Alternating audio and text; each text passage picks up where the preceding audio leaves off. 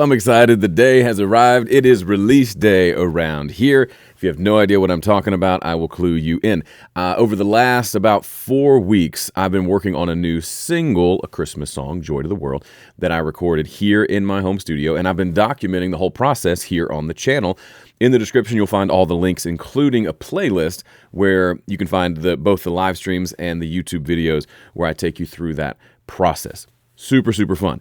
Now that the song is finished, I have a fun announcement. If you would like to mix this song and also see how I mix the song and have me train you on the mixing process from start to finish, and even have a chance of having me critique your mix of this song, there's a link in the description. I have a brand new course that's out fresh today that takes you through that whole mixing process. So if you like what you hear on this channel, if you like the way that I teach and you want to level up your mixes, this is a great way to get better real fast and to put in another rep and to do a mix and to have fun and to celebrate Christmas, all of the above. And if you're watching this in July, you can still mix it.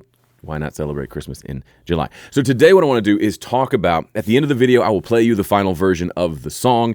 There's also a dedicated YouTube video with that.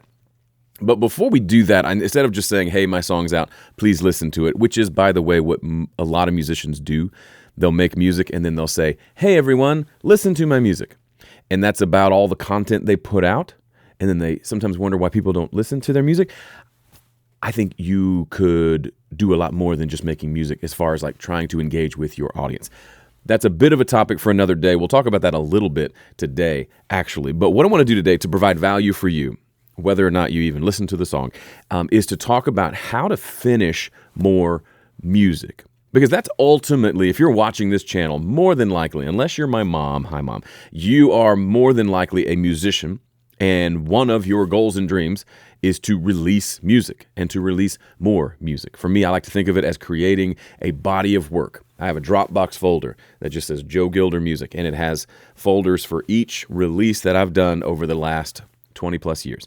And it is a constantly growing folder. It is my body of work.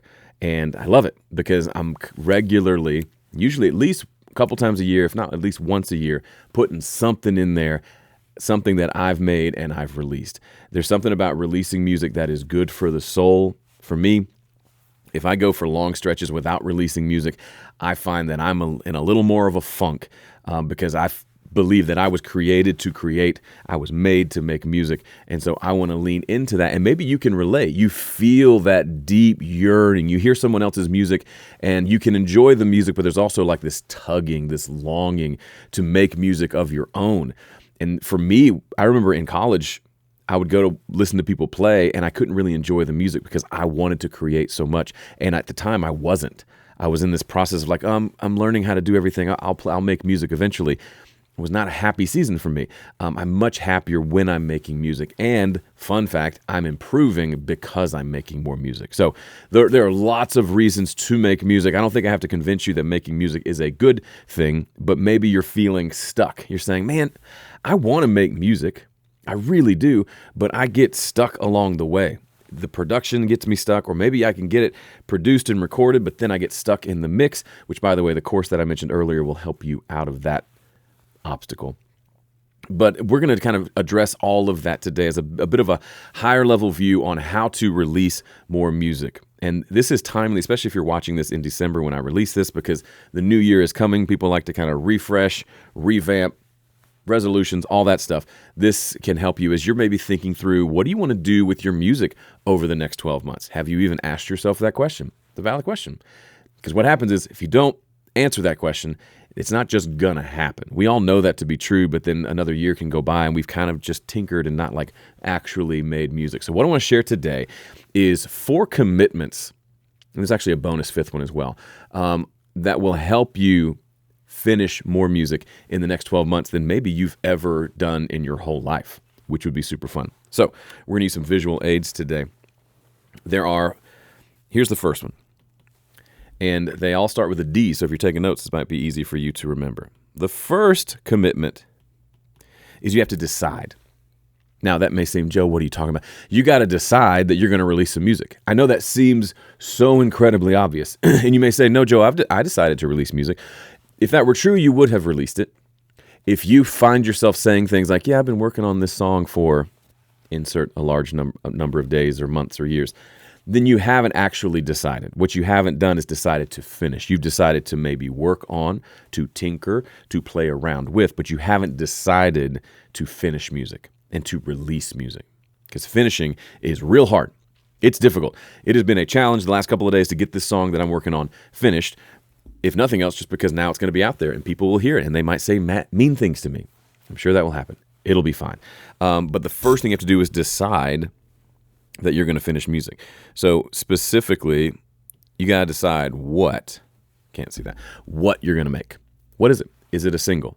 Is it an album? Is it an EP? I recommend starting off, if you haven't done it before or haven't done it in a long time, or you're feeling overwhelmed by the process of producing the song I'm going to play for you has 33 tracks in it.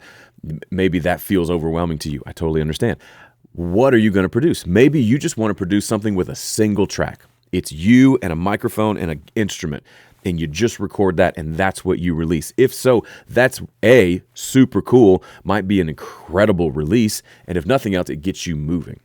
That'll be easier. One track is generally easier than 30 tracks as far as time involved. You might be able to get that done sooner. It doesn't matter what it is, and your what can change every time you go through the process. So this time, I'm just going to release a single, one guitar track, one vocal track. That's it.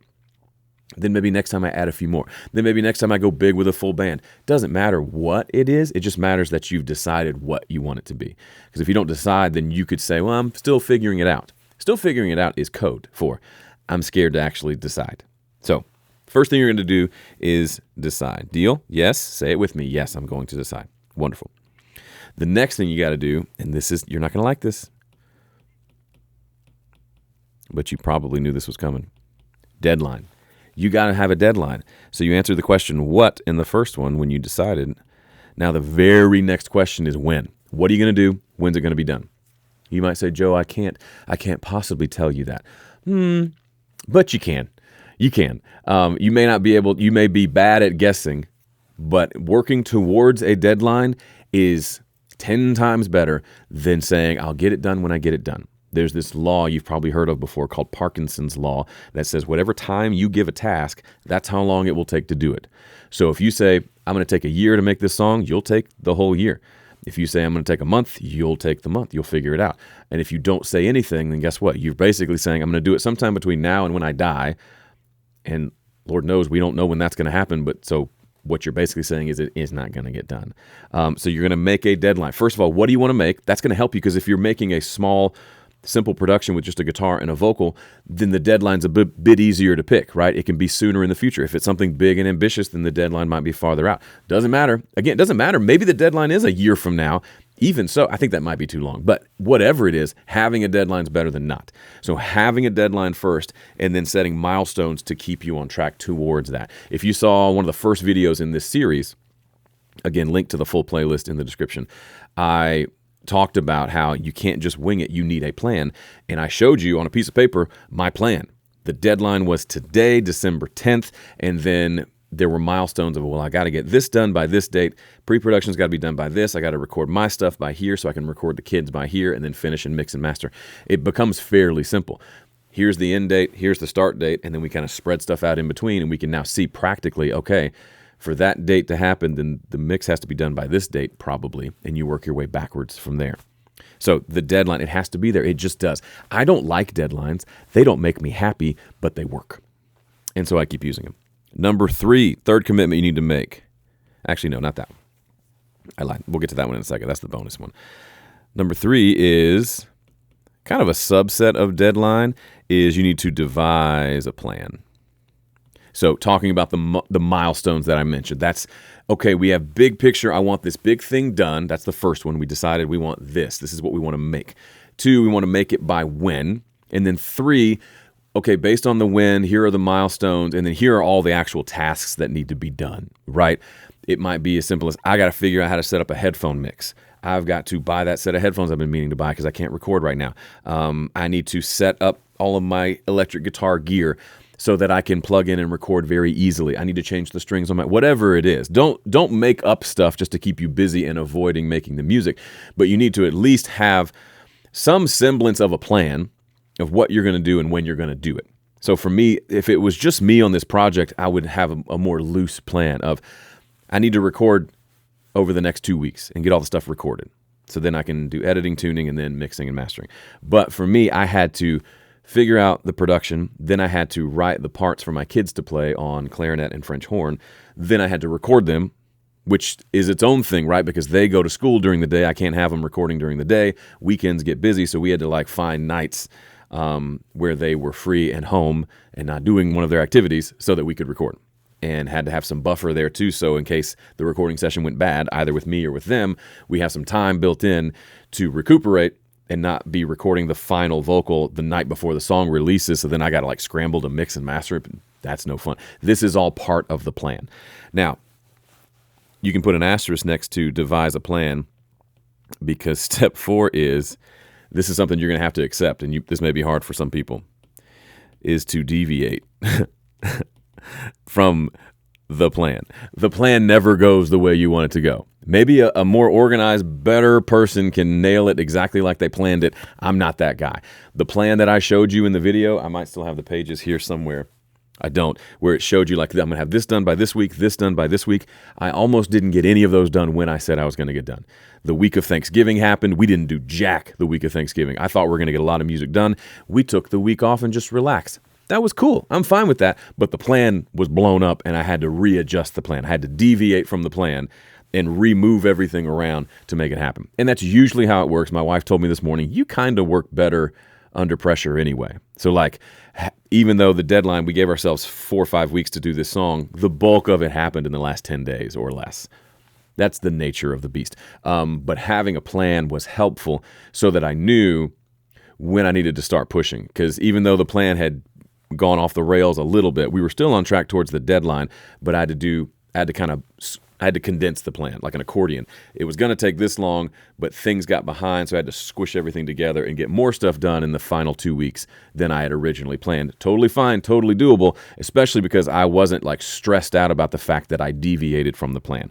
No plan is perfect, and no execution of the plan is perfect. And also, bigger picture, no musical project is perfect. One of the biggest secrets to finishing more music and to building a body of work is becoming okay with imperfection, with making something that's as good as you can make it and being okay with the flaws that are there. That may be hard. Some people might say, yeah, no problem. Other people might have a real hard time with that. But the reality is when you decide to record a song, it's really just taking a snapshot of who you are as a musician at that moment in time. So you could spend 10 times the amount of time on the project. It's not going to sound 10 times better because you don't get 10 times better on one rep. You get 10 times better doing 10 songs over the course of the next 10 months, for example. The 10th one's going to be a lot better. But if you took this song and just worked on it for 10 months, it's not going to be that much better. The more time you spend on it doesn't really correspond to quality because you haven't gotten better, because you can't get better without finishing a bunch of stuff, which is why the first thing I said was to decide. Specifically, I just scratched it out, to decide to finish. Not to work on, not to meander around, not to tinker, but to finish. So these are the 4 commitments. Decide, deadline, devise a plan, then be ready to deviate from the plan. And then the bonus one here, I'm going to do it in a different color, green for bonus.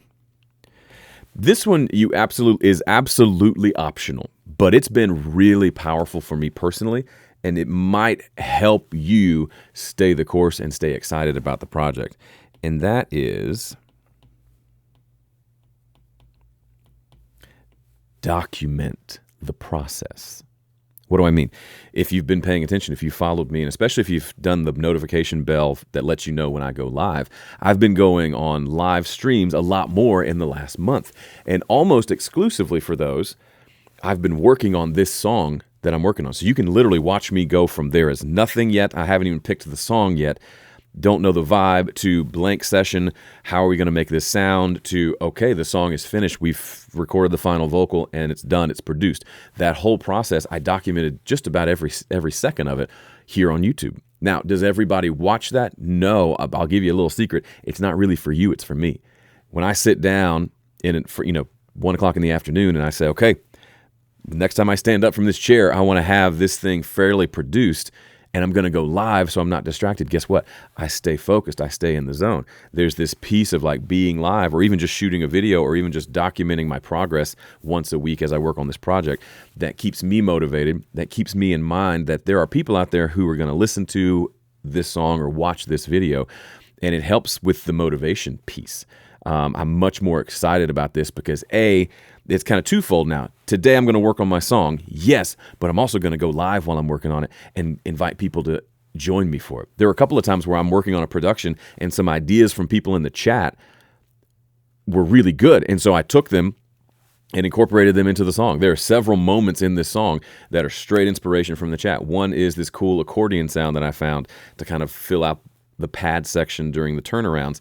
Somebody said accordion. I said, that's a great idea. Let's figure that out. Another one is, actually, let me show you this one. This one was really cool. At the end of the verse, so it's joy to the world. Heaven and nature sing. The original version just had this section was just guitars, 2 electric guitars, an acoustic guitar, and a Fender Rhodes playing this. So nature, sing, and the guitarists just played through. But somebody said, what if you stopped entirely and dropped out to just the vocal for sing, and then the musicians came back in? I'd already recorded it, but I was able to basically come in, you can see it here, and just edit these all out, delete this section.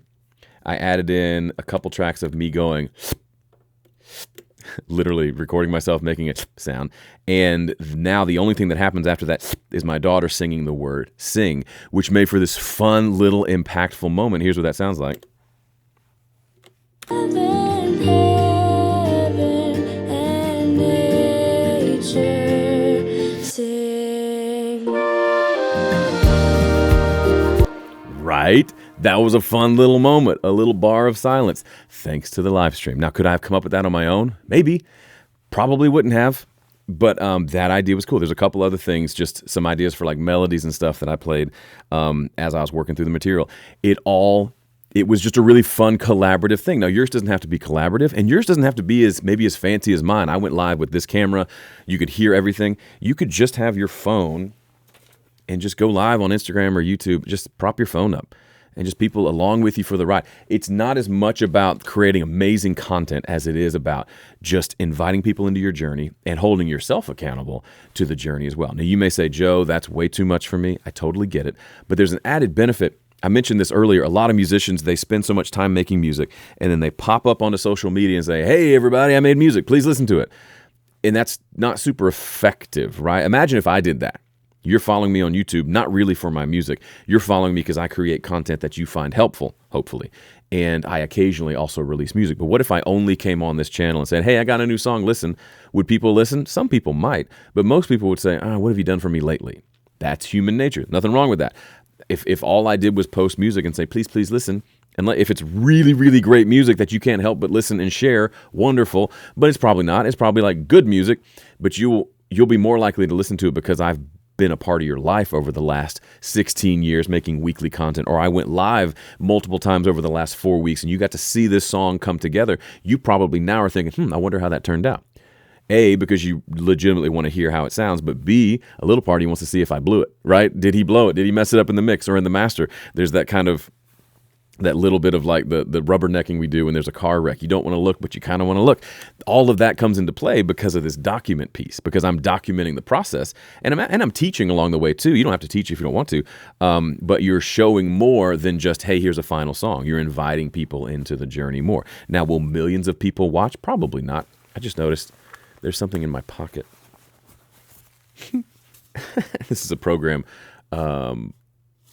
from Sunday that I left in my pocket and it got washed. Anyway, I felt this weird lump right here. Oh, that's silly. All right, so let me, those are the things I wanted to share with you today. Think about ways that you can apply this decide, deadline, devise, deviate, and document to your own music journey. Pick one, pick all of them. I think all 5 would be super fun, and just see what happens. You can try it out for a month or however long it takes. See how you enjoyed it. My guess is you're going to make more music than you would have otherwise, and you're going to start this momentum ball rolling. I love a good momentum ball. Okay, so real quickly, just kind of give you an overview of the song. In the last video, I showed you kind of how how I went about trying to make the song hit with this like reverse piano and things like that. What I haven't shown you, I did on the last live stream, but in like a proper YouTube video, is the kid parts. So my kids are, the twins are 12, and my oldest Owen is, the twins are girls, the oldest Owen is 15. He's in 9th grade, they're in 7th grade. And he plays clarinet, so he plays the solo, and then he played a few extra parts. Lila sang lead vocal, and then she played her French horn for a couple of melodies, and then Maggie played a few harmony parts on her clarinet. And I did get some footage of them. I asked them if they wanted me to go live while I recorded them, and they were all like, no, not really. The girls kind of wanted to, Owen didn't, but they were kind enough to let me at least record them, just video. So this is them performing, and you can see me directing with my hand here. This is Owen on the left, playing his clarinet part. That's Maggie in the middle, rocking the pajamas and the hat backwards, and then that's Lila on the right, singing. Yes, they are identical twins, which is just as adorable as you might think it is. All right, so they did a great job. Real quickly, just want to brag on them a little bit. Owen's solo, I wrote the solo using MIDI, and then he played it wonderfully. I was able to use Studio One's feature to turn the MIDI into actual sheet music that I printed out, and he played. He did a wonderful job. Here's a quick little clip of his solo.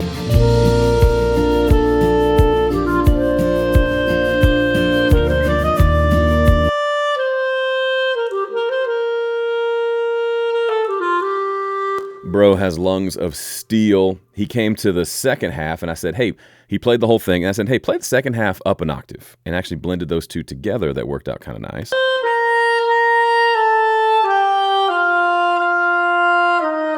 And then I told him, hey, why don't you gliss up to the final note, which is like a way they can, I didn't know they could do this until this year, but clarinets can bend notes. And so at the very end, I said, hey, just wait an extra measure and then just go,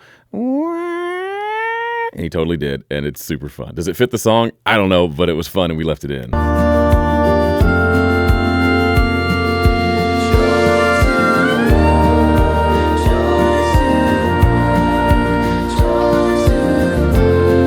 And so you may remember, if you saw any of these videos, the background vocals are a big part of my production strategy. I sang one, my daughter sang the other. Joy to the world, joy to the world, joy to the world. Which was just a little riff that I wrote to give us kind of make it our own a little bit between verses. And then I had the kids replay those on the winds. So Maggie and Lila played a part on Maggie with clarinet on the left, French horn on the right.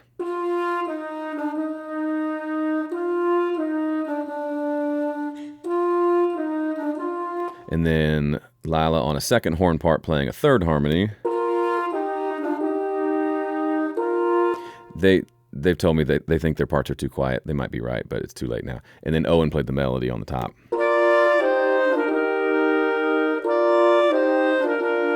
And those two pair really nicely with the vocals, makes for a nice moment. Joy to the world, joy to the world. And then I also wrote some harmonies for Maggie to play here during the solo, which she did a wonderful job on.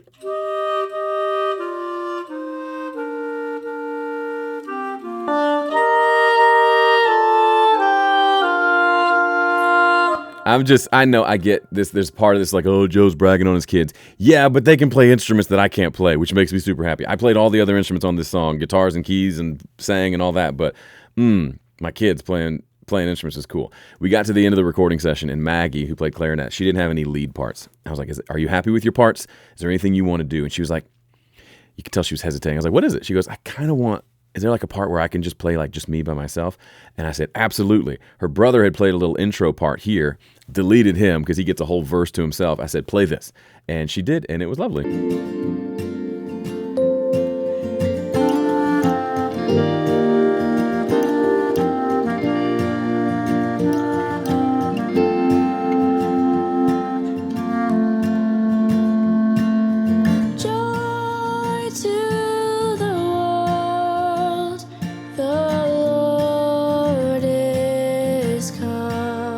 Her voice just gets me. We've done a song every year for this is our third one for the last 3 years. And she was 10, and then 11, and 12. And to hear her voice grow up has been so fun. And I don't coach her. She doesn't take voice lessons. This is just kind of how she naturally sings, which is so cool. Like the way she sings this, "Let every heart prepare him room," it's a little high for her. And she just sits right on top of it. I barely had to use any tuning on her.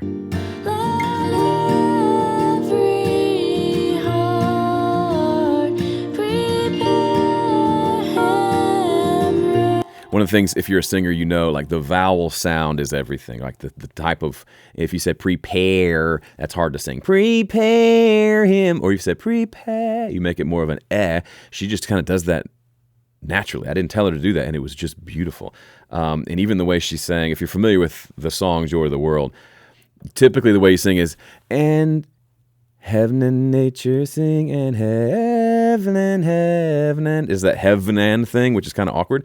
I kind of let her figure out how she wanted to sing it, and she sang it a way I've never heard before, and I really liked it. And heaven and nature sing, and heaven and nature sing. Anyway, the heaven. Anyway, I'd never heard anybody do it quite like that, which I thought was kind of fun. And then the song gets big here, which I've shown already. And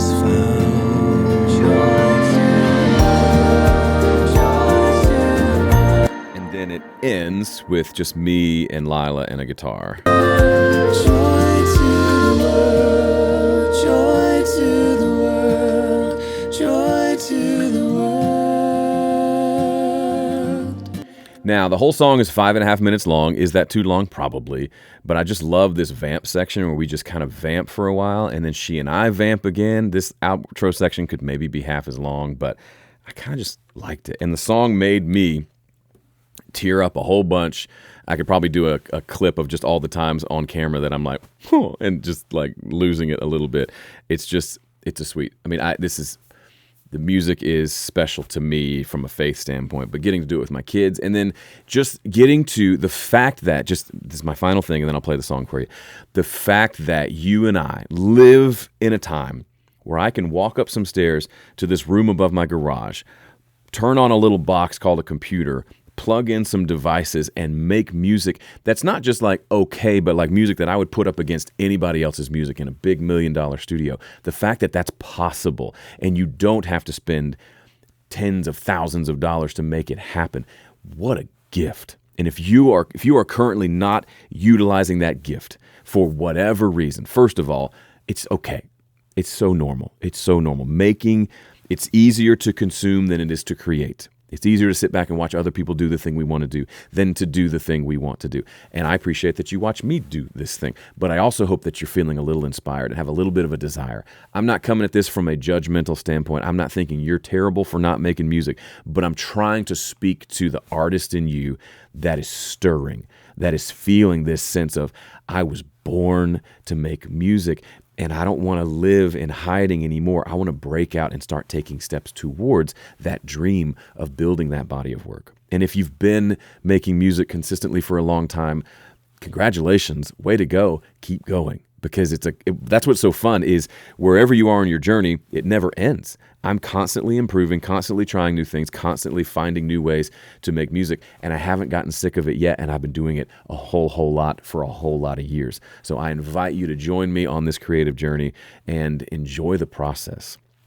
Okay, without further ado, if you want to check out the mixing course, I'd love to have you. There's a link in the description. If you want to listen to this on your favorite platform, there's a link in the description for how to go listen to it, Spotify, Apple Music, and all that. There's a link to a YouTube video of just the song if you want to listen to it that way. And then I am also going to play the song for you now as the outro to this video. Thanks so much for being a subscriber. Thanks for watching. Merry Christmas. 1, 2.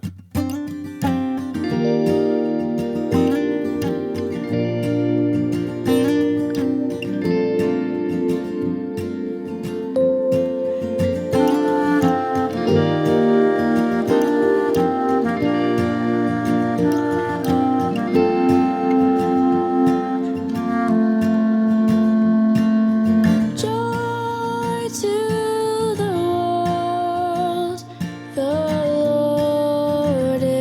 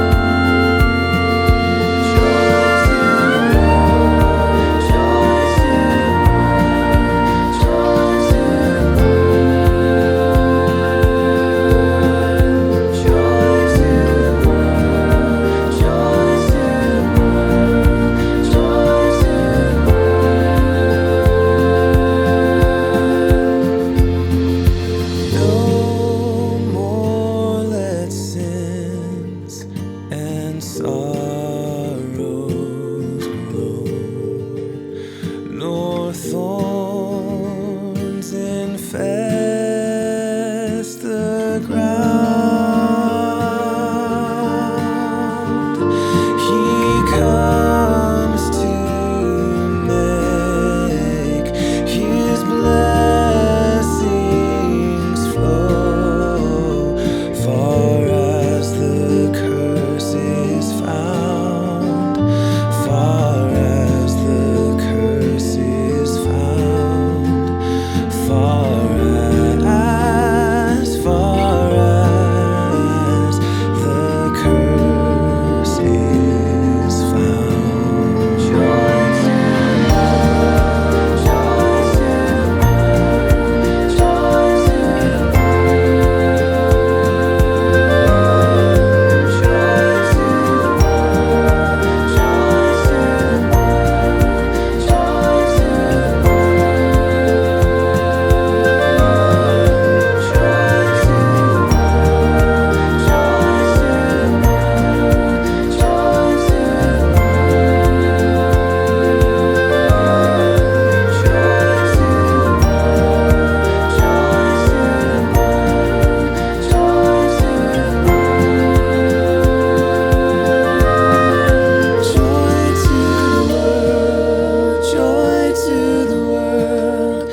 joy to the world, joy to the world, joy to the world, joy to the world, joy to the joy to the world, joy to the world, joy to the world, joy